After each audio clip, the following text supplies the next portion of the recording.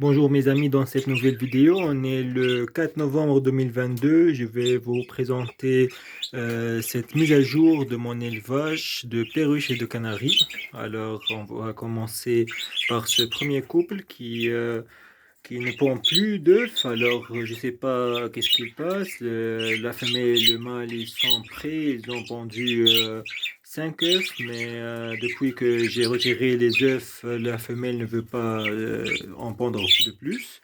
Alors, j'ai mis 2 œufs en plastique, mais pour la simuler, mais elle ne pond plus. Elle est déprimée, je ne sais pas pourquoi.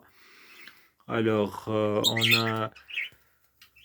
on a par contre ce couple à droite qui est formé par ce mâle blanc et la femelle vert standard qui ont pondu 3 œufs, et la femelle a pondu 3 œufs, et là je crois 2 ou 3 qui sont fécondés. Alors ça reste quelques jours et ils vont sortir de l'œuf.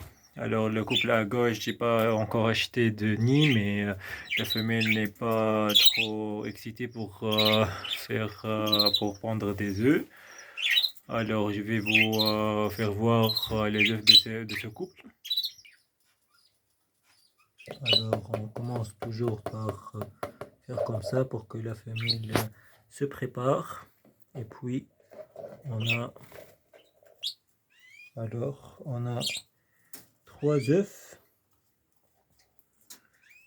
Alors, selon ce que je vois, avant de les mettre sous le soleil, je crois qu'ils sont tous fécondés. Alors, je vais vérifier un seul œuf. Alors, on n'a pas de... il est fécondé, il est prêt. Alors, la couleur jaune, c'est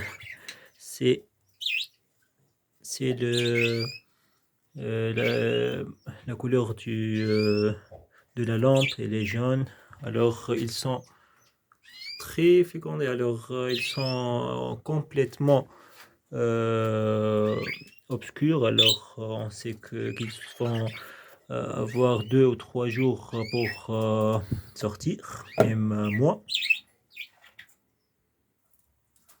On complète. Alors, on a ce couple qui est dans le nid. On a personne, on va faire comme ça. Tout le monde sort et on va voir. Orche, sort, sort. Alors, on a 4 petits.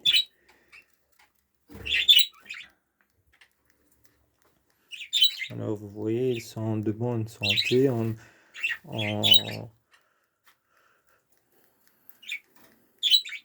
voit alors que la gorge est toute pleine. Alors, ils sont en bonne santé. Euh, ils ont bien mangé. Il faut toujours vérifier leur gorge qui doit être pleine. Alors, pour ce petit, elle est pleine. Et ce petit dernier qui ouvre ses yeux. Alors, on fait comme ça. Alors, les amis, laissez le bas du nid sale, comme vous le voyez, car pour qu'il soit rugueux. Alors, si vous lavez toujours le sol du nid pour l'hygiène et tout, ça risque qu'elle soit trop lisse, et les petits ont leurs 2 pieds qui sont très ouverts.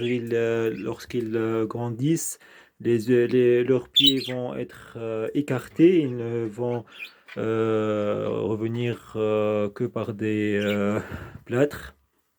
Alors, le dernier couple qui est ici, la femelle, elle est un peu déprimée car j'ai retiré ses œufs qui sont 5 œufs qui sont tous non fécondés. Alors, ce mâle qui n'est pas un bon reproducteur, alors il n'est pas un bon reproducteur. J'ai retiré un œuf, le dernier œuf qui n'est pas qui n'a pas éclu de ce couple, et je l'ai mis pour ce couple pour qu'il sort et il